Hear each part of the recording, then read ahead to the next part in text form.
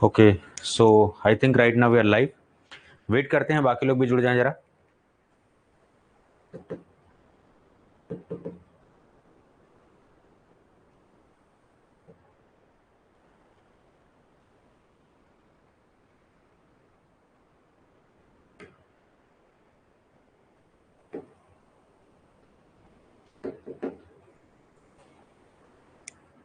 Wait करिए जरा।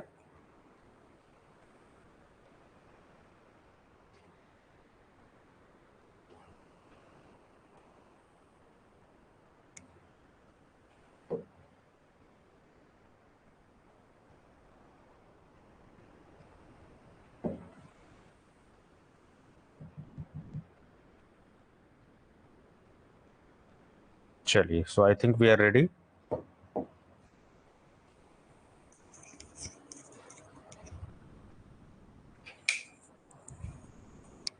Okay, चलिए। सो आज के सेशन में बहुत इंपॉर्टेंट टॉपिक हम लोग पढ़ने वाले हैं, इंटेलेक्चुअल प्रॉपर्टी राइट के बारे में।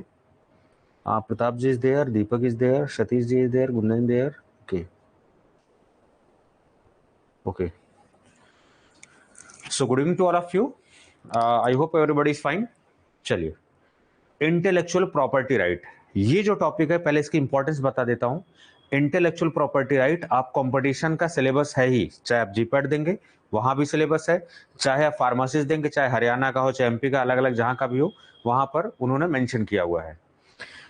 एमपी जैसे फार्मासिस्ट जैसे एग्जामिनेशन में क्या है कि वो आजकल ट्रेंड चला हुआ, बस फार्मेसी लिख देते हैं। जैसे अभी उन्होंने डीआई का एग्जाम कराया तो उसमें बड़ा कंफ्यूजन हुआ कि फार्मेसी प्लस माइक्रोबायोलॉजी, फार्मेसी तो इतना बड़ा क्या पूछेंगे, कुछ बताते ही नहीं वो लोग, तो कंफ्यूजन हो जाता है, तो इसलिए छोड़ नहीं सकते वहां। ठीक है, हरियाणा का फार्मासिस्ट है उसमें डायरेक्टली मेंशन किया हुआ intellectual property right. Drug inspector में आप देखेंगे तो ट्रेडमार्क एक्ट और इंटेलेक्चुअल प्रॉपर्टी दोनों तरीके से मेंशन्ड है। So this topic is important for GPAT as well as drug inspector examination and you can see pharmacist examination, but the level of questions different होने वाला है। Pharmacist as usual factual questions, in drug inspector और GPAT conceptual plus factual both. उसके अलावा जब आप future में, क्योंकि because we all belongs to a pharmacy field, तो कहीं ना कहीं हम इंडस्ट्री में काम करते हैं, कुछ लोग बिजनेस ओपन करते हैं, कुछ लोग अपनी खुद की इंडस्ट्री सेटअप करते हैं।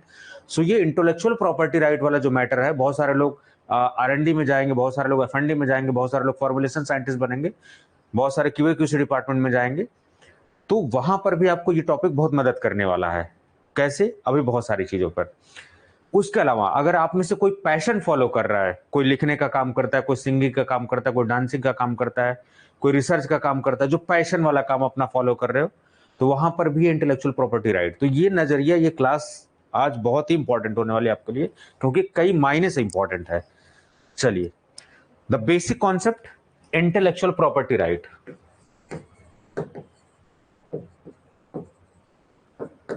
मैदान छोड़ के नहीं भागना है, ठीक है। आईपीआर जिसके बारे में बात कर रहे हैं, आजकल बहुत बात हो रही है इस पे, ठीक है। नाम name itself suggesting intellectual property rights, आपके अधिकार होंगे। किसके अधिकार? जिसकी इंटेलेक्चुअल प्रॉपर्टी है। मैंने कोई चीज, नई चीज खोजी जो इस समाज के लिए, इस दुनिया के लिए बहुत इंपॉर्टेंट है। कोविड-19 की वैक्सीन निकाल दी, किसी भी बीमारी के लिए, इसके लिए कोई दवा निकाल दी मैंने, या कोई डिवाइस मैंने बना दी एज ए फार्मासिस्ट, ठीक है। तो वो मेरी खुद के इंटेलेक्चुअल, क्योंकि मेरी इंटेलेक्चुअलिटी उसमें लगी हुई है, मेरी खुद की आइडेंटिटी से वो बनी हुई है। तो जब मैंने खुद अपना दिमाग लगाया हुआ है, खुद मैंने रिसोर्सेज यूज किए हैं, so there should be a right, तो मेरा एक राइट होना चाहिए उस पर। तो उसी को बोलते हैं हम लोग intellectual property right, short form में हम लोग बोलते हैं IPR, sorry IPR, intellectual property right. इसकी कई सारी कैटेगरी है। कौन कौन सी कैटेगरी? जैसे आप नाम सुनते होगे पेटेंट, पेटेंट की बात हम करते हैं। पेटेंट कहां आप लेते हो? आपके लिए पेटेंट कैसे काम का है? जैसे मान लो एम फार्मा में हो, जैसे मान लो आप पीएचडी में हो, जैसे मान लो आप इंडस्ट्री में काम कर रहे हो, कोई मॉलिक्यूल आपने सिंथेसाइज कर दिया, खास करके केमिस्ट्री वाले, कोई नया मॉलिक्यूल आपने सिंथेसाइज कर दिया जिसमें एक्टिविटी है, जिसको बोलते हैं लीड मॉलिक्यूल, जो कि ड्रग डिस्कवरी का एक हिस्सा है। सो आप उस चीज को पेटेंट के लिए जा सकते हो।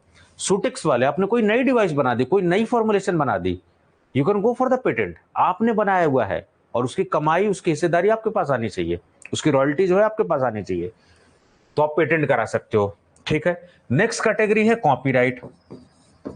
ये कैटेगरी है इंटेलेक्चुअल प्रॉपर्टी राइट की, कॉपीराइट।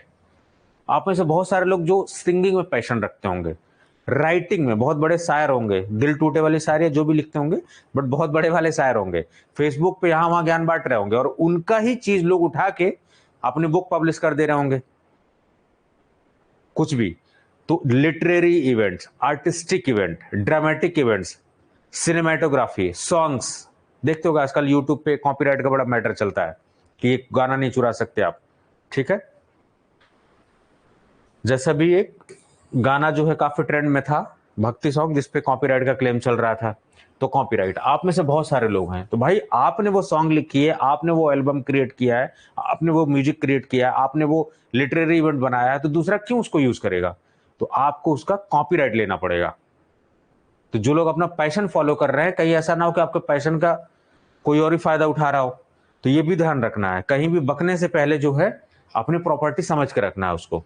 जैसे मैं ही पढ़ा रहा हूं, आप यकीन नहीं मानेंगे, कलर्ड बुक, ये बुक, वो बुक, जीपैड की बुक, डीआई की बुक, आप देख लेना, मैच कर लेना, 30% to 40% कंटेंट चोरी कर चुके हैं मेरा वो लोग, और उन्हें नहीं पता कि मैंने हर कंटेंट का कॉपीराइट ले रखा है, उन्हें यही नहीं पता है, और लिख दिया हुआ है, डायरेक्ट लिखा हुआ उन्होंने किताब में, मैं किसी का नाम नहीं ले रहा, आप समझ गए होंगे, कॉपी में लिखा हुआ कि इस कॉपी का, किताब का कोई भी हिस्सा आप नहीं छाप सकते हैं, और मेरा खुद छाप के बैठे हुए हैं, इतनी बेशर्मी है, ठीक है। कॉपीराइट, क्योंकि जब मैं मेहनत कर रहा हूं, मैं कंटेंट क्रिएट कर रहा हूं सब कुछ, तो there should be a right that is called as copyright. समझ गए? तो भविष्य में आप बुक कोई लिखना चाहते हैं, या आप आर्टिस्टिक इवेंट है कोई, या शायरी, शेरो शायरी कुछ भी है, गो फॉर कॉपीराइट, अदरवाइज आपका कंटेंट चोरी हो सकता है। और जब कॉपीराइट आप जाएंगे तभी आपके पास क्लेम होगा, तभी आप क्लेम कर पाएंगे, तो कॉपीराइट लेना जरूरी है। जैसे मैंने अपने कंटेंट का कॉपीराइट ले लिया हुआ, आप कुछ भी जरा से इधर उधर छेड़ाछाड़ी करोगे, अगर कभी कुछ होगा, फ्रॉड में आएगा, मैं सीधे लीगल केस फाइल कर सकता हूं, और मेरे पास प्रूफ है कॉपीराइट का, because I have taken the copyright. और जिन्होंने किया है बुक में छाप के बैठे हुए हैं जिस दिन छिड़ेगा वो दिन लीगल केस ढंग का होगा, क्योंकि आप किसी का कंटेंट मिसयूज नहीं कर सकते। लेकिन क्या है कि वो स्टूडेंट के तौर पर रजिस्टर्ड होके कंटेंट को अपने किताब में छाप लिया है, छाप लिया। तो इधर हो रहा है, मेरे साथ भी हो रहा है, सभी के साथ होता है कॉपीराइट का इशू। फिर एक है ट्रेडमार्क, ट्रेडमार्क का इवेंट, ठीक है। मैंने अपना एग्जांपल इसलिए दिया क्योंकि मैं खुद उसका भुक्तभोगी हूं। अभी बता रहा हूं, अभी अभी सब्र रखिए, अभी अभी इतना जल्दी नहीं उतावले होते, थोड़ा सा अभी बता रहा हूं, अभी आइडिया दे रहा हूं आपको केवल। नेक्स्ट कैटेगरी है ट्रेडमार्क की, ब्रांड नेम। जैसे मैंने खोला फार्मा पाथफाइंडर्स, मुझे दबाने के लिए फार्मा ये, फार्मा वो, फार्मा वो, फार्मा वो, because pharma is a common name, anybody can use. Pharma warrior, pharma ढकाना, फार्मा ये, फार्मा वो, कुछ अता पता नहीं। कोई यूट्यूब चैनल खोल के बैठा हुआ, 2 वीडियो डाल के गायब, कोई टेलीग्राम खोल के बैठा हुआ, गायब, जस्ट बिकॉज, क्योंकि दबाने की कोशिश की गई कि इस नाम को दबा दिया जाए। So what I have done, मैंने ट्रेडमार्क उसको कराया, मेरा नेम ट्रेडमार्क हो गया। अब कोई चुरा ही नहीं सकता Pharma Pathfinders, because it is trademark name, already registered name है ये। तो लोगों में आपकी आइडेंटिटी क्या है, ओरिजिनल कौन है? फार्मा ये, फार्मा वो, फार्मा, भैया तो फार्मा ओरिजिनल कौन है?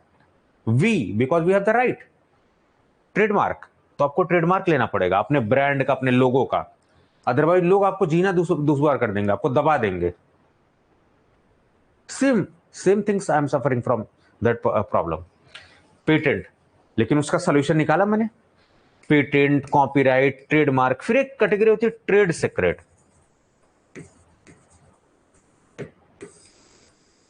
तो मैं उन सभी से रिक्वेस्ट करूंगा, जो कोचिंग के लोग हो चाहे कोई भी स्टूडेंट हो, प्लीज अवॉइड करिए, कंटेंट मिसयूज मत करिए। मैंने कई देखा, बच्चों को ही कई देखा है, I am really sorry to say that, वो लेते हैं, फिर इस कोचिंग के नोट मेरे पास है, काइंडली डीएम मी। उन्हें यही नहीं पता बेवकूफों की कि क्या कर रहे हैं वो लोग हैं। फिर मुझे ये भाषा यूज करना पड़ता है, बेवकूफों को बोलना पड़ता है, क्योंकि बेवकूफी वाला काम कर ही रहे हैं।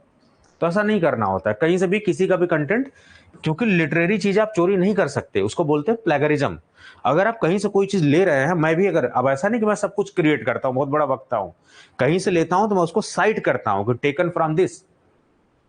और ये चीजें मुझे नहीं पहले पता थी, लेकिन बाद में पता लगी। मैंने यूट्यूब पे एक वीडियो डाला, एक डिवाइस का एनडीडीएस में वीडियो डाला, उस पर कॉपीराइट क्लेम आया। फिर मेरे को समझ में आया 2020 में, उतना आइडिया लगा, तब जाके उसके बाद मैंने थोड़ा रिसर्च किया, then I have gone for these things. तो पेटेंट एक कैटेगरी है, कॉपीराइट एक कैटेगरी है, ट्रेडमार्क कैटेगरी है, trade secret. Trade secret Coca Cola पीते होगे, जैसे आपके बगल में अगर कोको कोला की फैक्ट्री है तो भी किसी को सीक्रेट नहीं पता है कैसे बना रहे हैं। चाहे पाकिस्तान में पी लो, चाहे बांग्लादेश में, चाहे अमेरिका में, चाहे कहीं भी पी लो, सेम टेस्ट आपको मिलने वाला है कोको कोला। क्यों? क्योंकि इट्स अ ट्रेड सीक्रेट। फिर एक और कैटेगरी है जियोग्राफिकल इंडिकेशन।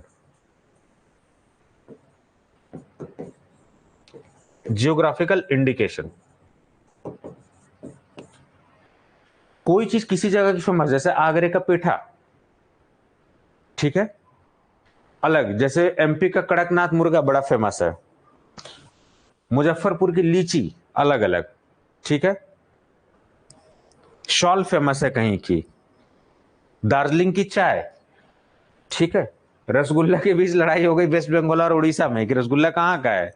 बासमती राइस के बीच कन्फ्लिक्ट है इंडिया और पाकिस्तान के बीच कि बासमती राइस कहाँ का सुपीरियर है, क्योंकि यूरोपियन कंट्रीज में बासमती राइस इंडिया का जाता है और सबसे ज्यादा बिकता है, उसके बाद पाकिस्तान का बासमती राइस बिकता है। अगर हमारे नदियों को पानी ना जाए तो वहां चावल ना उगा पाए, वो खाने में ना मर जाए, क्या बासमती बेचेंगे वो। जियोग्राफिकल इंडिकेशन, कोई चीज कहीं की फेमस है, जियोग्राफिकल इंडिकेशन। ये कुछ कैटेगरीज, इसके अलावा भी कैटेगरीज है, अभी हम एक एक करके बात करेंगे, ठीक है। पेटेंट, कॉपीराइट, ट्रेडमार्क, ये सब। डीआई जैसे एग्जाम में सिलेबस में सबसे ज्यादा जो है ट्रेडमार्क के बारे में पूछा गया है और पेटेंट के बारे में पूछा गया है। क्या होता है, क्या एक्ट है, तो जैसे डीआई के सिलेबस में आप देखोगे ट्रेडमार्क एक्ट है। फार्मासिस्ट में भी कहीं पर सीधे पेटेंट के बारे में पूछ लिया गया है, जीपैट में पेटेंट और इन सब के बारे में पूछ लिया गया। चलिए, ये तो हमने देख ली। अब आते हैं अपने मेन मुद्दे पे, क्योंकि अब हमारी बेसिक अंडरस्टैंडिंग डेवलप हो चुकी है कि क्यों पढ़ना चाह रहे हैं, किस पर्सपेक्टिव से पढ़ना चाह रहे हैं, ठीक है। चलिए, पढ़ाई बड़ी बोरियत चीज होती है, क्योंकि हम सबकी आदत रील देखने की बन गई है। 1 मिनट की रील भी अब झेली नहीं जा रही है, हालत ये हो गई है, ठीक है। और एक एक डेढ़ डेढ़ घंटे की मेरी वीडियो कहां से झेली जाएगी। बट यस, मैं बनाता रहूंगा लंबी लंबी वीडियो। क्यों? क्योंकि पूरा ज्ञान इसमें मिलेगा, आधा अधूरा नहीं। व्यूज लेने का मकसद नहीं होता है, मकसद होता है चीजों को क्लैरिफाई करना। चलिए, अब आते हैं मेन इंपॉर्टेंट पढ़ाई पे। Intellectual property right and overview मैंने करके लिखा हुआ है। अब देखिए, कैटेगरी मैंने बता दी। तो इंटेलेक्चुअल प्रॉपर्टी राइट वो प्रॉपर्टी है जो किसी इंडिविजुअल ने उसको डिस्कवर किया है, जिसका खुद का कंट्रीब्यूशन है, ठीक है। तो ये जो पेटेंट वगैरह मिलता है, ये किसी इंडिविजुअल को भी मिल सकता है और कई ग्रुप ऑफ पीपल, जैसे मान लो कोई काम, कोई मेडिसिन इन्होंने अलग अलग लोगों ने मिलकर डिस्कवर की, तो जिसका जितना पोर्शन रहेगा उसके हिसाब से उनको उस हिसाब से चीजें मिल जाएंगी। और यहां पर सबसे इंपॉर्टेंट बात है, ये कॉन्स्टिट्यूशनल राइट नहीं होते, ये स्टैट्यूटरी राइट्स होते हैं। ध्यान रखिए, बहुत इंपॉर्टेंट है। फार्मेसी में जल्दी कोई इतना ज्ञान नहीं बांटेगा कि कॉन्स्टिट्यूशनल राइट किसे बोलते हैं, स्टैट्यूटरी राइट किसे बोलते हैं। एक एक चीजें क्लियर करके बोल रहा हूं, थोड़ा पेशेंस से पढ़ाई करिए। दीपक जी, इसीलिए तो पीपीटी लेके आया हूं, हैंड राइटिंग का चक्कर ना हो, इसीलिए तो मैं बहुत कम लिखता हूं, समझाने में फोकस करता हूं, ठीक है। एक होते हैं कॉन्स्टिट्यूशनल, ध्यान से सुनिए, कॉन्स्टिट्यूशनल राइट यानी कि ऐसी चीजें, ऐसे राइट्स, ऐसे अधिकार जो आपको कॉन्स्टिट्यूशन ने दिए हुए हैं। इट मींस कि उन अधिकारों की बात कॉन्स्टिट्यूशन में लिखा होगा। जैसे फंडामेंटल राइट आपके मौलिक अधिकार है, वो कहां लिखा हुआ? कॉन्स्टिट्यूशन में। तो कॉन्स्टिट्यूशनल राइट या कॉन्स्टिट्यूशनल चीजें उनको बोलते हैं जिसका मेंशन, जिसके बारे में कॉन्स्टिट्यूशन में कोई आर्टिकल हो, उसके बारे में कोई चैप्टर हो, कुछ लिखा गया हो, कोई पार्ट हो लिखा गया हो। लेकिन ये क्या है? Statutory right. ये कॉन्स्टिट्यूशन में कहीं नहीं लिखेंगे मिलेंगे। ऐसे कानून, ऐसे लॉ जो पार्लियामेंट में पास करके लेके आ रहे हैं, बना रहे हैं, उन सब सारे कानून को, उन सब लॉ को स्टैट्यूटरी लॉ बोलते हैं, जिसको हिंदी में सांविधिक बोलते हैं, और कॉन्स्टिट्यूशनल को संवैधानिक बोलते हैं, ठीक है। तो अगर मैं कहीं गलत बोल रहा हूं तो सही करिएगा आप, ठीक है। चलिए, तो ये कॉन्स्टिट्यूशनल राइट्स नहीं होते हैं, ये स्टैट्यूटरी राइट्स होते हैं। जैसे पेटेंट एक्ट 1970 कॉन्स्टिट्यूशन से नहीं है, वो पार्लियामेंट से पास किया गया है, ठीक है। तो जब कोई कानून पार्लियामेंट से पास करके बन रहा है तो ज्यादातर वो स्टैट्यूटरी नेचर होता है, सांविधिक होता है। लेकिन किसी कानून के बारे में अगर संविधान में जिक्र हो जाए तब वो कॉन्स्टिट्यूशनल राइट हो जाता है, ठीक है। एक नेचुरल राइट हो गया जो आपको पैदा होते ही मिलता है। फंडामेंटल राइट, फंडामेंटल राइट क्या? वो राइट है जो आपके इंडिविजुअल के डेवलपमेंट के लिए बहुत जरूरी है, ठीक है। इसलिए हमारे कॉन्स्टिट्यूशन में फंडामेंटल राइट की बात की गई है। और हम लोग फंडामेंटल राइट के लिए लड़ जाते हैं, लेकिन कभी हम फंडामेंटल ड्यूटीज की बात नहीं करते हैं। चलिए अब देखिए, तो आप लिख लीजिए इंटेलेक्चुअल प्रॉपर्टी राइट क्या है, और इंपॉर्टेंट ये लिख लीजिए, it's a statutory rights not constitutional right. ये सब बहुत डिटेल में मैंने इसलिए लिखा हुआ है क्योंकि आपको बेहतर समझ में आए। काम की चीजें पढ़ा दे रहा हूं, आपको ज्यादा पढ़ना है तो आप लाइन बाय लाइन पढ़ के कर सकते हैं। ठीक है, चलिए कैटेगरी, अब ये भी लिख लीजिए कौन कौन सी कैटेगरी होती है। तो first category is patent. Intellectual property right में पेटेंट भी आता है, इंडस्ट्रियल डिजाइन भी आता है, ट्रेडमार्क भी आता है, कॉपीराइट भी आता है, जियोग्राफिकल इंडिकेशन आता है, अभी मैंने आपको बताया। ठीक है, layout design of integrated circuit आता है, ट्रेड सीक्रेट कोको कोला वाला केस बताया। तो ये दीज आर द कैटेगरीज अंदर आईपीआर। खाली पेटेंट और खाली ट्रेडमार्क नहीं आता है, इसके अलावा ये सब चीजें भी है। अब क्यों ये सब चीजें पढ़ना है? अगर आप साइंटिस्ट हैं, अगर आप रिसर्चर हैं, अगर आप सुटिक्स के बहुत बड़े फैन, अगर आप केमिस्ट्री के बहुत बड़े फैन हैं, तो कहीं ना कहीं आपको पेटेंट लेना पड़ेगा। कोई मॉलिक्यूल, कोई डिवाइस, कुछ भी बनाओगे आपको लेना पड़ेगा, कोई दवाई डिस्कवर करोगे। ट्रेडमार्क, आप कोई बिजनेस खोलना चाह रहे हो अपना फ्यूचर में, मेडिकल शॉप ही खोल लो, अपनी कोई इंडस्ट्री सेटअप करना चाह रहे हो, तो नेम या ब्रांड स्टैब्लिश करोगे तो उसका ट्रेडमार्क लोगे।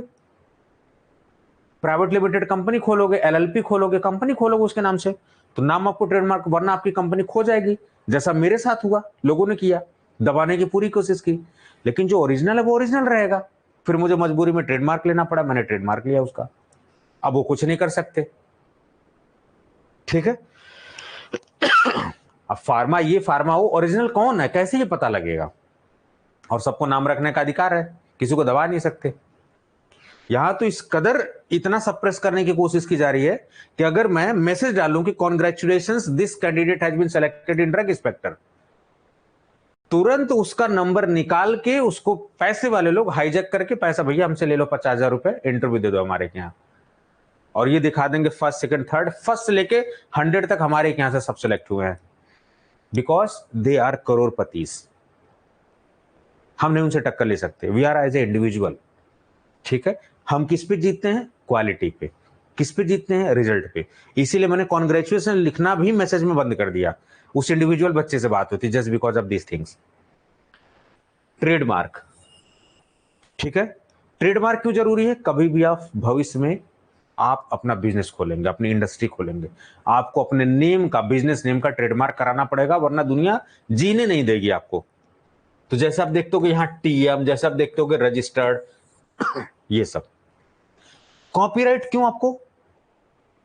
कल को आप कोई बुक लिख रहे हो, आपका कंटेंट, जैसे मेरे साथ हुआ कि जो मैं आपको कंटेंट दे रहा हूं, बहुत सारे कोचिंग के लोग खुद कोर्स में जुड़े हुए हैं। 999 का कोर्स है, 699 का कोर्स है, 499 कोर्स है, कितना उनके लिए लगता है? 4-4 लोग, 10-10 बच्चे जुड़े हुए हैं उसी में, बच्चे की तरह स्टूडेंट बन के, और अजीब अजीब, अजीबो गरीब नाम से रजिस्टर्ड है। ठीक है, लेकिन पता सब चलता है क्योंकि मैं ओनर हूं, मुझे सब पता चलता है कॉन्टिन्यूअसली। और जब उन्होंने बुक लॉन्च किया, मैंने देखा, मेरा दिमाग खराब हो गया। मैंने कहा ठीक है, मौका देते हैं, आई ट्राई टू टॉक। दोबारा अगर करेंगे तो लीगल एक्शन होगा, क्योंकि इसका मैंने ले रखा है कॉपीराइट, और जब आप कॉपीराइट रखते हैं तो कोर्ट में आप आराम से क्लेम कर सकते हैं। इसलिए आपको कॉपीराइट लेना जरूरी है, अदरवाइज आपके पास सबूत क्या है कि आपने इसको क्रिएट किया है? घर तो देखने नहीं आ रही court, so you should take the copyright. Geographical indications मैंने बता दिया, क्यों? क्योंकि किसी एरिया की कोई चीज फेमस होती है, ट्रेड सीक्रेट के बारे में। नाउ एक एक करके अब बात करते हैं। अब देखिए, समझ वाले क्वेश्चंस बड़े इंपॉर्टेंट है। आप में से हो सकता है बहुत सारे लोग इंटेलेक्चुअल प्रॉपर्टी राइट ज्वाइन करो, आप आईपीआर ज्वाइन करो किसी इंडस्ट्री का पार्ट, क्योंकि इंडस्ट्री में है, इंडस्ट्री में एक हिस्सा है इसका इंटेलेक्चुअल। ड्रग रेगुलेटरी अफेयर जब ज्वाइन करोगे तो वहां पर भी डील करना पड़ेगा, यहां पर भी। पहला सवाल आता है कि क्या किसी आइडिया को सर पेटेंट करा सकते हैं हम लोग? ये सब जितनी बातें लिखी हुई है उसका एक जवाब है खाली, वर्ड बहुत सीरियसली मैं यूज कर रहा हूं, खाली आपके दिमाग में खुरापाती आइडिया चल रहा है, ये हो जाना चाहिए, वो हो जाना चाहिए, नेताओं की तरह कि रोड बन जाना चाहिए, ऐसा चाहिए। Ideas can not be patented, only ideas, खाली आइडियाज। लेकिन अगर वो आइडियाज धरातल पे उतर गया और वो समाज के लिए काम में आ रहा है, एक्चुअली एग्जीक्यूट हो गया है, जब खाली आइडिया हो उसका पेटेंट नहीं हो सकता है। It's very clear cut, please write down. Can idea, only idea be patented? No, absolutely no. But if any idea has been executed, then it can be patented. It is patentable. तो जब आप patent पढ़ोगे तो उसमें बताया जाएगा कि कौन सी चीज का पेटेंट कर सकते, कौन सी चीज का पेटेंट नहीं कर सकते हैं। ठीक है, चलिए, ये बात मैंने बहुत इंपॉर्टेंट बात देखी, मैंने ऐसे सवाल पूछे गए थे, और आप यकीन मानिए यही सेशन आपके कॉलेज में आपके यहां वहां करके स्पीकर बुला के 2-2 हजार 5-5 हजार 10-10 हजार रुपया कॉलेज वाले देते हैं, बट मैं आपको फ्री ऑफ कॉस्ट पढ़ा रहा हूं उसको। अब डिपेंड करता कि आपका आइडिया क्या है। ये सब सारी बातें लिखी हुई है मैंने, आप इसको डिटेल में पढ़ लीजिएगा, इसका सार मैंने आपसे समरी बता दिया हुआ है। चलिए, ठीक है, बहुत सारी कुछ मैंने लिखी हुई है, इतना ज्यादा पीएचडी करने की जरूरत नहीं है, आपके नॉलेज के लिए मैंने इतना सब कुछ लिखा हुआ है। ठीक है, पेटेंट के बारे में आते हैं। अब ये जो पेटेंट आया, क्यों आया होगा? सोचिए, किसी चीज का पेटेंट क्यों लेना? क्योंकि मिसयूज हो रहा होगा, इंफ्रिंजमेंट हो रहा होगा, है नहीं चीजों का।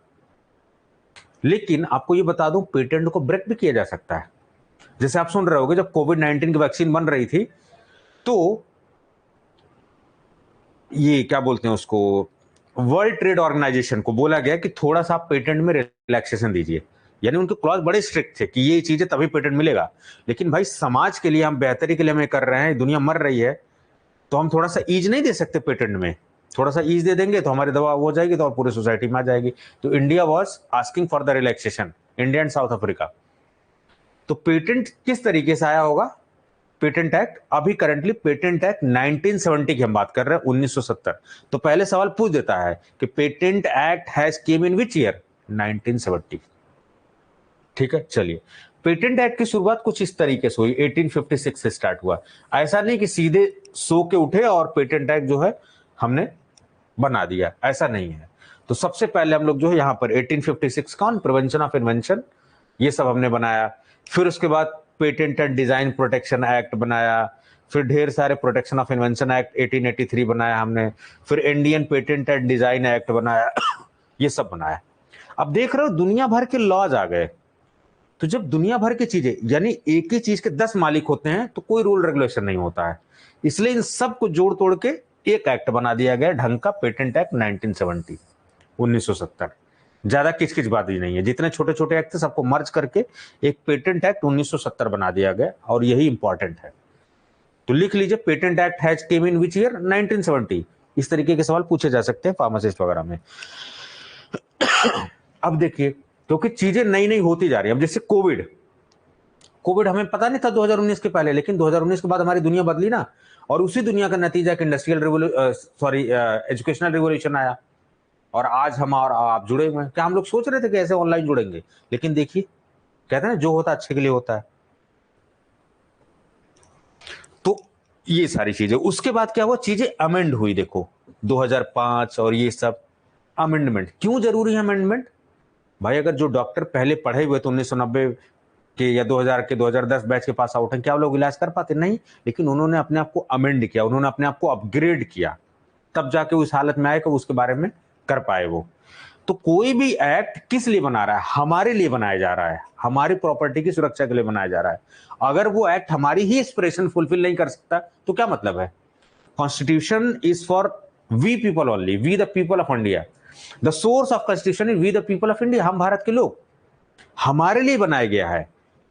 हमारा क्यों कॉन्स्टिट्यूशन सक्सेस है? क्योंकि समय समय पर उसमें बदलाव किया गया है। क्यों? क्योंकि हमारे लिए बनाया गया है। ऐसा कॉन्स्टिट्यूशन जो हमारी एस्पिरेशन फुलफिल ही नहीं कर सकता, क्या मतलब है कॉन्स्टिट्यूशन का? बट हमारा कॉन्स्टिट्यूशन दुनिया में सबसे बेस्ट है और सक्सेसफुल इतने साल से चला आ रहा है। क्यों? जस्ट बिकॉज ऑफ द दूरदर्शिता, आप कह सकते हैं, जो लॉ मेकर्स थे हमारे बनाने वाले। तो अमेंडमेंट, संशोधन करना जरूरी है। लेकिन आप कुछ एक्ट देखेंगे, जैसे आईपीसी 1860 अंग्रेजों के जमाने का कानून है, और अब आप तक चला रहा है, उसमें अमेंडमेंट नहीं करने की जरूरत है, उसको बदलने की जरूरत ही नहीं किसी को समझ में आ रही है।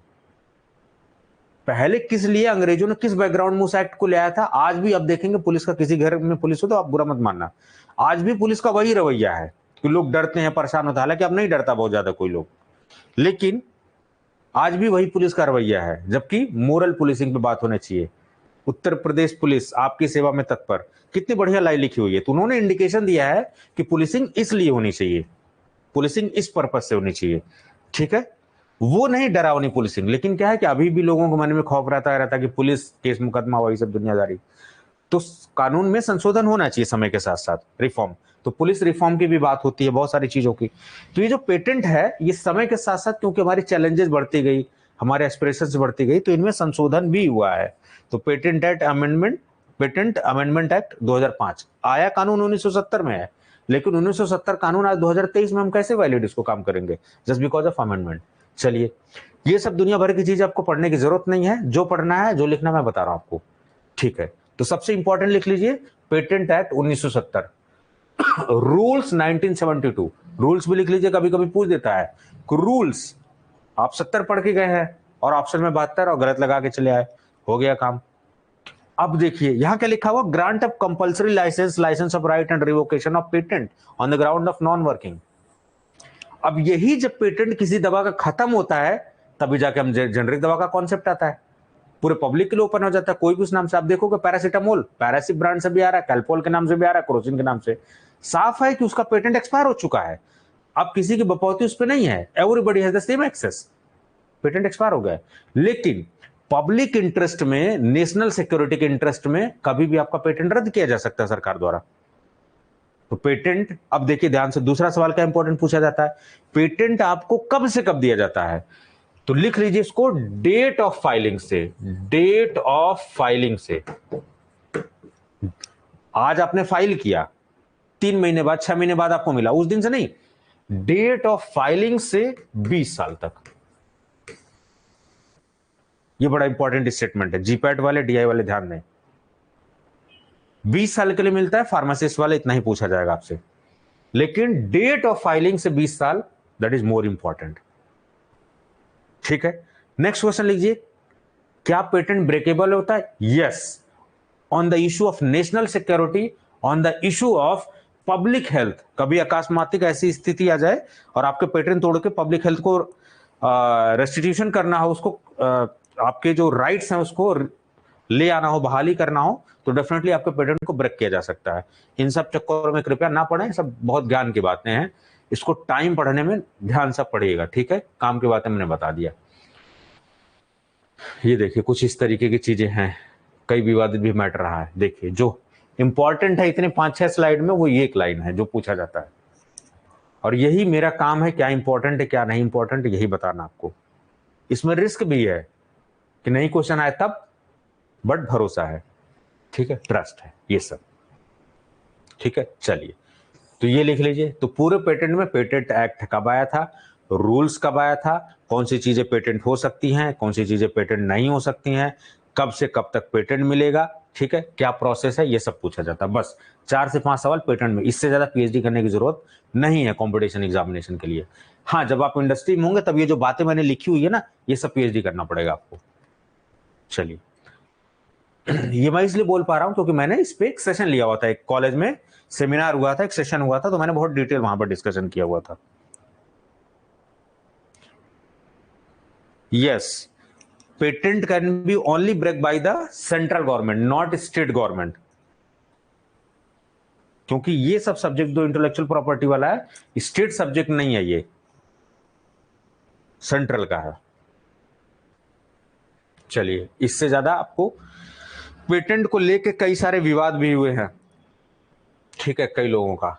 अब देखिए, पेटेंटेबल, कौन सी चीज का पेटेंट हो सकता है, ये सब फार्मासिस्ट में नहीं पूछा जाएगा, लेकिन ये कॉन्सेप्चुअल क्वेश्चन है, तो डीआई और जीपैट में बड़ा इंपॉर्टेंट है।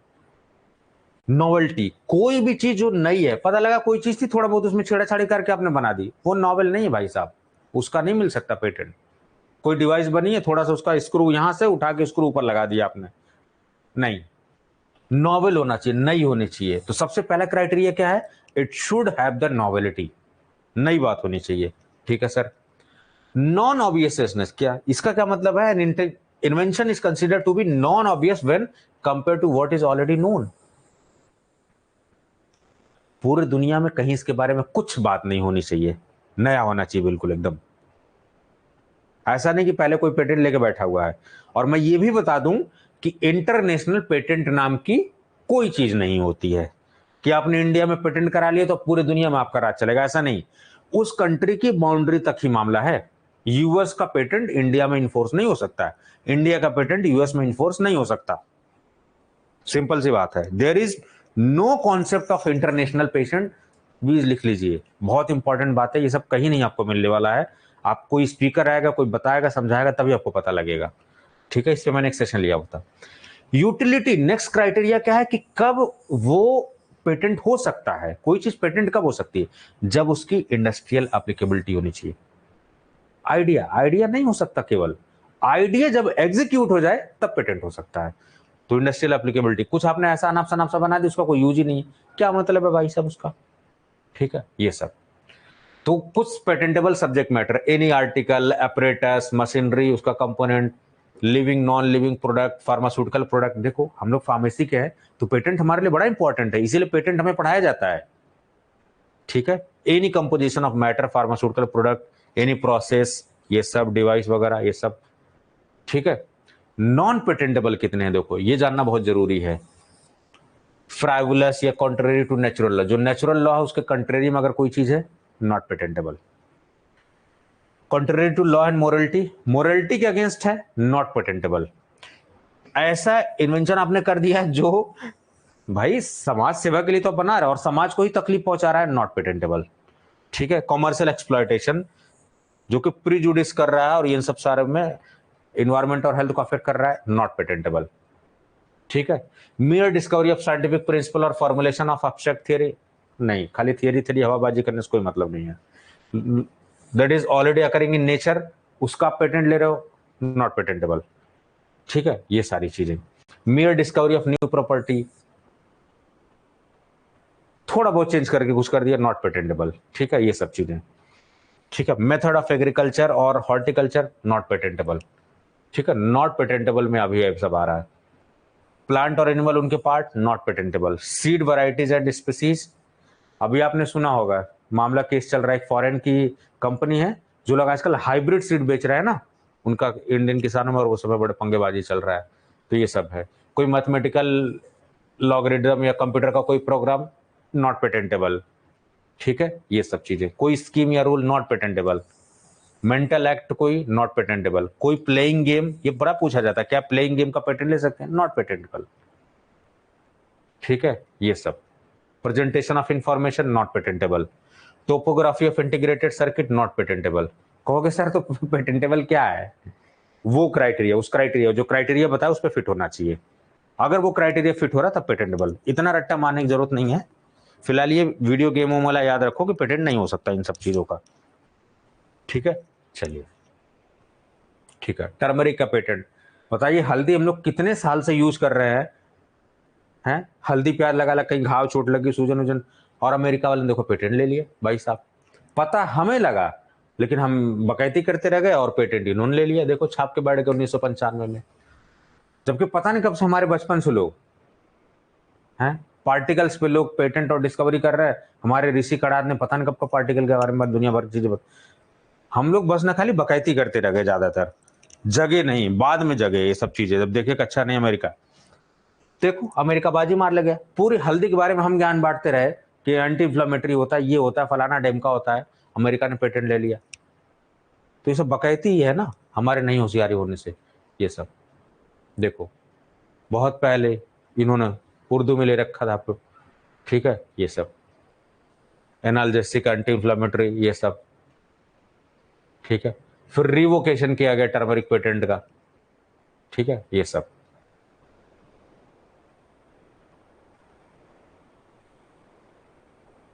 चलिए, ये सब इतना ज्यादा नहीं पढ़ने की जरूरत है। अगर हम लोग नहीं, if you do not patent without IP right, transfer of technology would be difficult. मान लो कोई हमने वैक्सीन बना दिया, अब कहोगे सर ये ट्रांसफर ऑफ टेक्नोलॉजी क्या है। अच्छा एक बात बताइए, ये देखिए बड़ी बड़ी बातें हैं ये सब, कुछ लोगों को बहुत हार्ड फास्ट लग रहा होगा, सब बहुत टिपिकल लग रहा होगा, लेकिन आज बहुत समझदारी वाला सेशन है, बहुत कुछ आज आप सीख के जाने वाले हो। चाहे 1 घंटे का सेशन हो, चाहे 1.5 घंटे, मैं कहता 2 घंटे का, लेकिन मैं पढ़ा के जाऊंगा उसको, पूरा पूरा आईपीआर पढ़ा के जाऊंगा, ठीक है। ट्रांसफर ऑफ टेक्नोलॉजी क्या होता है, और एक होता है, देखिए 3 टर्म फटाफट बताता हूं, pilot project, scale up, technology transfer, TT. इसका एग्जांपल, कोविशील्ड इंडिया की बनी वैक्सीन नहीं है, मेड इन इंडिया नहीं, मेक इन इंडिया है। ऑक्सफोर्ड और एस्ट्राजेनेका ने डेवलप किया, क्योंकि फैसिलिटीज हमारे पास अच्छी हैं, सुविधाएं हमारे पास अच्छी हैं, तो सीरम इंस्टीट्यूट ऑफ इंडिया को दिया गया कि भाई साहब लो दुनिया भर का प्रोडक्शन करो और पूरी दुनिया में ले जाओ, बांटो जितना बांटना हो।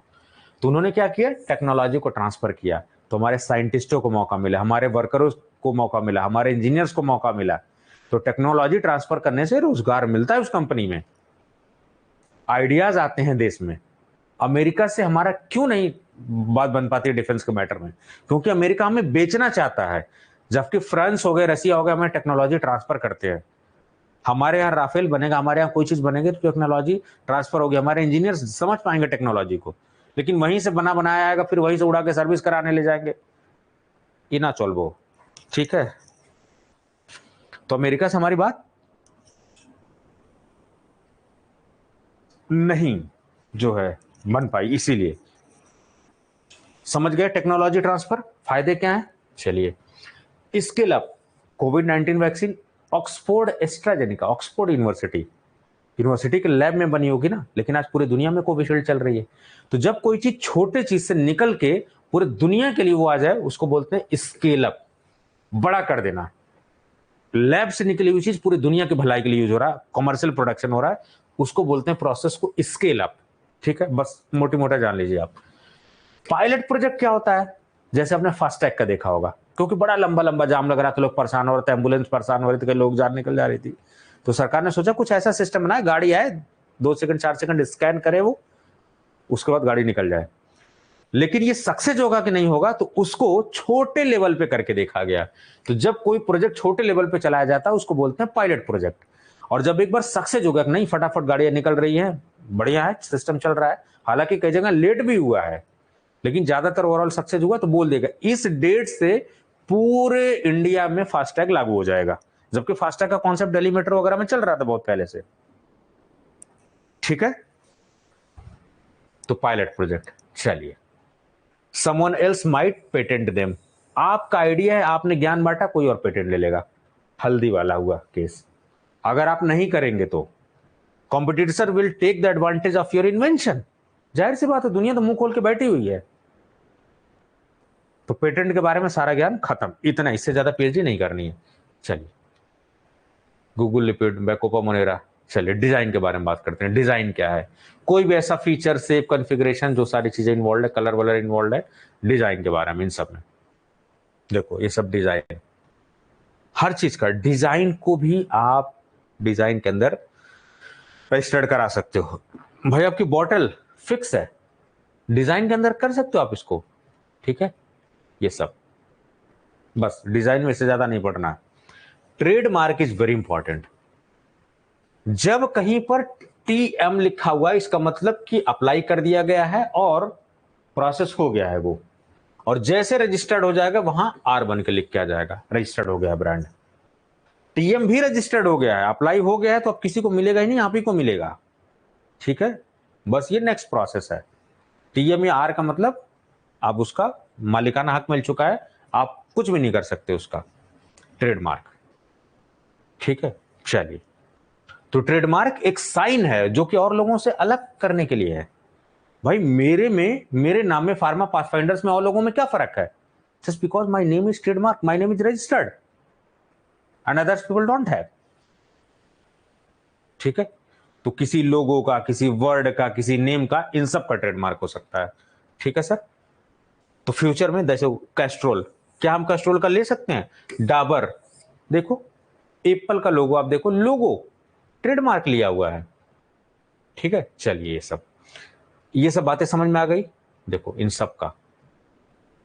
ठीक है, ये देखो मर्सिडीज बेंज, ये वाला साइन क्या कोई और चिपका सकता है? नहीं, क्योंकि ट्रेडमार्क ले लिया गया है। ठीक है, ये सब ज्यादा, अब देखो ये केस, ये देखो परफेक्टी करके है अल्पेनलीबे, और यहां अमन वाला देखो ये चल रहा है आजकल। बिस्लेरी में बड़ा झोल चल रहा है, हरी हरी बोतल बना के, देखो कौन इसमें ओरिजिनल है, कैसे पता लगेगा? जो रजिस्टर्ड होगा नेम तभी तो करेगा। ऐसे ही होता है, कोर्ट में केस जाता है, कोर्ट इसका फिर सॉल्यूशन निकालता है। देखो ये सब लोगो देखो, और इनकी ब्रांड वैल्यू है, ये देखो Apple, Microsoft, Coca Cola, IBM, Google, ये सब। क्या आप चोरी कर सकते हो? 2 मिनट में नाप देंगे, हम घर से उठवा लेंगे गूगल वाले, अगर गलती से भी आपने इधर उधर कुछ ताम झाम किया तो। ठीक है, और इनकी ब्रांड वैल्यू होती है, आपकी आइडेंटिटी फिक्स हो, आपका ब्रांड स्टैब्लिश हो, लोग उसको चोरी ना कर पाए, इसलिए ट्रेडमार्क लेना जरूरी है। तो as a mentor, as a बड़ा भाई, एज ए छोटा भाई, मेरी नसीहत आपको है कि कभी फ्यूचर में कोई बिजनेस खोलें आप, चाहे मेडिकल शॉप खोले, चाहे इंडस्ट्री खोले, चाहे थर्ड पार्टी। मेरे बहुत सारे स्टूडेंट थर्ड पार्टी इंडस्ट्री उन्होंने सेटअप किया है और अफ्रीका जैसे कंट्रीज वगैरह में पढ़ा रहे हैं। जैसे शारदा यूनिवर्सिटी में, जब मैं शारदा यूनिवर्सिटी में था तो शारदा यूनिवर्सिटी में बहुत सारे इंटरनेशनल यूनिवर्सिटी, बहुत सारे बच्चे वहां पर पढ़ रहे थे। तो वहां पर हरियाणा के भी कुछ बच्चे थे, बेंगलुरु के भी कुछ बच्चे थे, कुछ अफ्रीकन बच्चे थे। तो अब वो बच्चे जो पढ़ गए अफ्रीका में, खुद उन्होंने इंडस्ट्री खोली, इन्होंने अपनी इंडस्ट्री के लिए, दोनों ने टाई अप करवा लिया। इनकी दवा अफ्रीका में जा रही, वहां की दवा यहाँ आ रही। कितना बढ़िया उन सिस्टम किया, अपने दोस्ती का यूज किया। ठीक है, चलिए, ट्रेडमार्क भी समझ में आ गया। तो इनिशियली ट्रेडमार्क कब से मिलता है आपको? 10 साल के लिए मिलता है जनरली, फिर वो रिन्यूअल कराया जा सकता है, रिन्यूअल कराया जा सकता है। ठीक है, तो लिख लीजिए 10 साल तक के लिए इनिशियली मिलता है। नेक्स्ट हो गया कॉपीराइट। सर कॉपीराइट किसमें, किस कैटेगरी को मिलेगा? ठीक है, लिटरेरी इवेंट्स के लिए कभी पूछ देगा, ऐसे लाइन में दे देगा, literary dramatic event which copyright is applicable. तो आपको पता होना चाहिए, यहां पेटेंट नहीं लगेगा, यहां कॉपीराइट लगेगा। ड्रामेटिक, म्यूजिकल, आर्टिस्टिक, सिनेमेटोग्राफिक, बहुत सारे ऐसे बच्चे जहां मैं अभी करंटली पढ़ा रहा हूं, बहुत बढ़िया रील्स बनाते हैं, बहुत बढ़िया उन्होंने एल्बम बनाया हो, क्या जबरदस्त एक्टिंग है उनकी। मतलब मैं तो देखता हूं कई बॉलीवुड के हीरो फेल है उनके आगे, इतनी बढ़िया उन्होंने एक्टिंग कर रखी है। क्या सॉन्ग एल्बम रिलीज किया हुआ है। उनको मैंने सजेस्ट किया कि भाई साहब कॉपीराइट ले लो, नहीं तो बेड़ा गर्क हो जाएगा तुम्हारा, चोरी हो जाएगा कॉन्सेप्ट। लिटरेरी, ड्रामेटिक, म्यूजिकल, ये सब, सिनेमाटोग्राफी। इंपॉर्टेंट चीज क्या है कि ये कैटेगरी में कॉपीराइट मिलेगी। तो यहां से सवाल पूछा जाएगा, लिख लीजिए, protection for 60 year from the author's death. ये भी एक क्लॉज है, कॉपीराइट कब तक ये आपको मिलेगा, ये सब सारी चीजें। ठीक है, चलो कॉपीराइट खत्म हो गया। Geographical indication. ठीक है, तो जो लोग फार्मा के अलावा एग्जाम्स देते हैं, जैसे सिविल सर्विसेज के एग्जाम देते हैं या एसएससी वगैरह देते हैं, उसमें 1 से 2 सवाल फिक्स होता है। जो उस साल लेटेस्ट में जियोग्राफिकल इंडिकेशन आया रहा था, जैसे यूपीएससी के सिविल सर्विसेज में पूछता है। ठीक है, ये सबके तो geographical name, non geographical name, ये सब, जैसे दार्जिलिंग, ठीक है, ये कांचीपुरम, बासमती राइस, पश्मीना, अल्फांसो आम, ये सब क्या है, जियोग्राफिकल इंडिकेशन। हर जगह की खास बातें हैं। जैसे मैंने कड़कनाथ मुर्गे का नाम लिया, चाइना सिल्क, ढाका मसलिन, ये सब क्या है, these are geographical indication. Basmati rice, ठीक है, कोल्हापुरी चप्पल, बीकानेरी भुजिया, आगरे का पेठा, ठीक है, नागपुर के संतरे, ये सब क्या है, these are geographical indications. Bengal का रसगुल्ला, रसगुल्ला जिसको बोलते हैं। ठीक है, चलिए, तो जीआई प्रोटेक्शन एक्ट 2003 का एक एक्ट है, उसके तहत जो है प्रोटेक्शन मिल रहा है। इंटीग्रेटेड सर्किट, जो इतना सारा खिंचाताना है, पूरा सर्किट बनी हुई है, ठीक है, सेमीकंडक्टर वगैरह की, ठीक है, उसके बारे में भी आप ले सकते हैं। ट्रेड सीक्रेट, कोको कोला वाला आपको एग्जांपल बताया मैंने, ट्रेड सीक्रेट, ये सारी चीजें। ठीक है, प्लांट वैरायटी प्रोटेक्शन, प्लांट की वैरायटी कोई है तो ये देखिए, फार्मर्स राइट एक्ट। कोई बीज है, जैसे वो बताया था ना मैंने, एक केस चल रहा था अभी बाहर की कंपनी, उसका नाम मैं भूल रहा हूँ, पता नहीं यहाँ लिखा है नहीं लिखा है, मैं भूल गया हूँ। बाहर की कंपनी, उसके साथ चल रहा है मामला, इंडियन किसानों का लफड़ा चल रहा है। ठीक है, ये सब चीजें। फिर पेटेंट के बारे में मैंने आपको बहुत अच्छे से बता दिया। बस आज के सेशन में खत्म। Now it's time for question answer session. अब जरा मैं देख लेता हूं, अब तक मैंने ज्ञान बांट लिया 45 मिनट लगातार, अब आपका ज्ञान 10 ईयर्स, कुंदन जी 10 ईयर्स, अभी करंट डेटा 10 ईयर्स का है।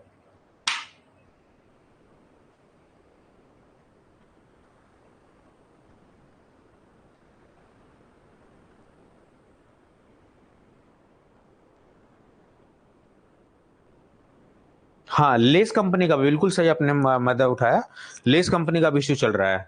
ठीक है, एग्रीकल्चर जो कानून अभी आया तो उसमें ये था मैटर, उसका नाम मैं भूल रहा हूँ, धान की प्रजाति को लेकर बड़ा है।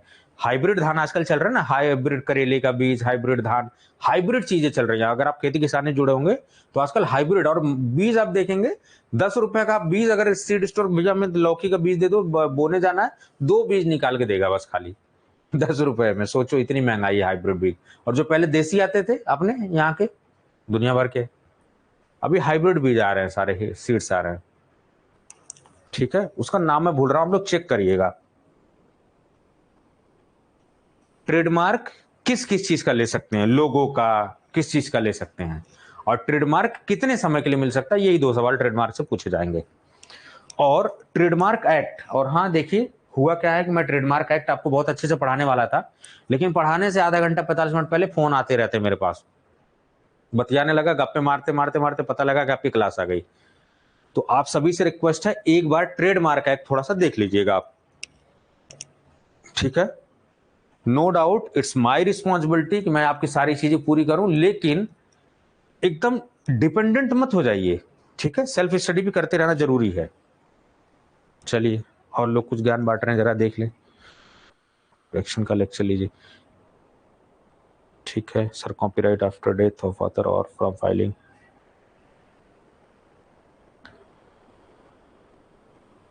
कॉपीराइट तो स्टार्टिंग से आपको मिलेगी, लेकिन कब तक वो, जैसे मतलब मरने के बाद भी वो 60 साल तक चल सकता, कब तक वैलिड है वो जा सकता है, वो प्रताप जी मैंने बात की है।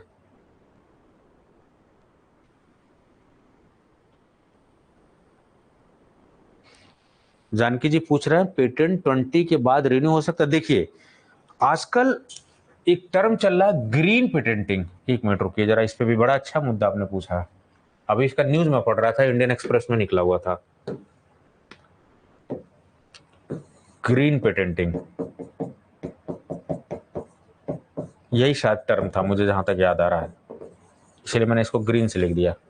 होता क्या है, जैसे मान लो मेरे पास कोई प्रोडक्ट है, तो कंपनी वाले ड्रग वाले क्या होशियारी करते थे, उस मॉलिक्यूल में, जैसे मान लो ये कोई मॉलिक्यूल है, मान लो कोई मॉलिक्यूल है, इस ग्रुप को इन्होंने चेंज करके दूसरा मॉलिक्यूल बना दिया, फिर इसका पेटेंट ले लिया इन्होंने। ऐसा क्यों कर रहे थे, ताकि ये मॉलिक्यूल किसी को फ्री में एक्सेस ना मिल जाए। तो उसी जो पहले पेटेंट है उसी में थोड़ा सा छेड़ाछाड़ी करके फिर से पेटेंट ले लिया, फिर से अप्लाई कर दिया। मतलब किसी अगले बंदे को मौका ही नहीं मिल रहा है पेटेंट खत्म होने का। इसको बोलते हैं ग्रीन पेटेंटिंग। ये हो रहा था, सरकार ने इस पर रोक लगा दिया है कि भैया ये ना चलबो।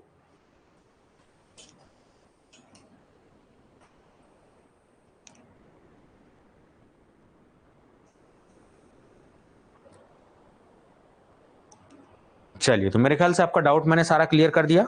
तो आज का सेशन भी काफी फ्रूटफुल है, आपको मैंने जागरूक भी किया, आपको मैंने आइडिया भी दिया, आप कैसे क्वेश्चंस आते हैं, किस एग्जाम में किस तरह के क्वेश्चन पूछे जाते हैं, वो सब भी आपकी बेसिक अंडरस्टैंडिंग भी मैंने डेवलप की।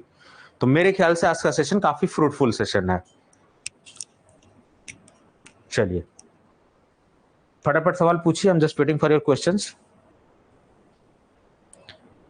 Akshay ji, orange book, orange book US FDA जारी करता है, जिसमें इंपॉर्टेंट थेरेपेटिक क्लास की ड्रग्स जो है वो लिस्टेड होती हैं, इसेंशियल ड्रग लिस्ट की तरह होता है ये, कुछ इस तरीके का कंपोनेंट, ठीक है। और मोस्टली उसमें देखोगे तो जेनरिक दवाओं के बारे में इंफॉर्मेशन वगैरह रहती है, उसी को बोलते हैं ऑरेंज बुक, यूएस एफडीए जारी करता है। चलिए और कुछ, एक टॉपिक है ड्रग डिस्कवरी, मैंने वैसे पढ़ा दिया हुआ है, लेकिन मैं देख रहा था new drug application, abbreviated new drug application, ये वाला टॉपिक मैंने ड्रग डिस्कवरी वाले में टॉपिक में पढ़ाया हुआ है मैंने। तो मैं टॉपिक में देख रहा था कहीं कहीं जूरिस्प्रूडेंस में एनडीए एएनडीए, जैसे हरियाणा फार्मासिस्ट का पेपर है, जैसे कुछ डीआई का सिलेबस देख रहा था, तो उसमें एनडीए एएनडीए के बारे में पूछा गया है। तो ये टॉपिक अलग से पढ़ाने की वजह से जरूरत नहीं है, मैंने ऑलरेडी वहां बता दिया हुआ कि एएनडीए क्या होता है, आईएनडी क्या होता है, एनडीए क्या होता है, ये सब।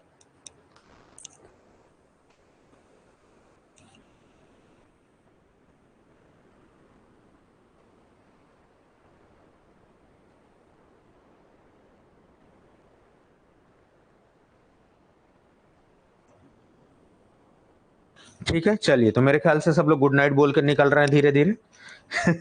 10:15 हो चुका है, ठीक है। मैं बार बार कहता हूं, I do not focus on number of video lectures, I focus on quality of lecture.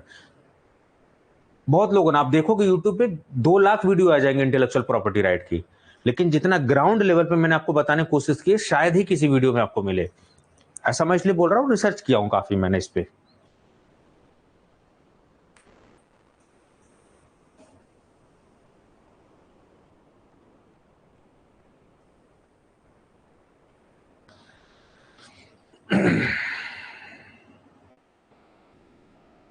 चलिए ठीक है, अगर कोई क्वेश्चन छूट जाता है तो चैट ऑप्शन आपके लिए खुला है, प्लीज वहां पूछ लीजिए, शर्माइए मत, आपका ही टीचर है, आपके लिए ही है, so please feel free to contact me. ठीक है, चलिए अपना ध्यान रखिए, थैंक यू सो मच।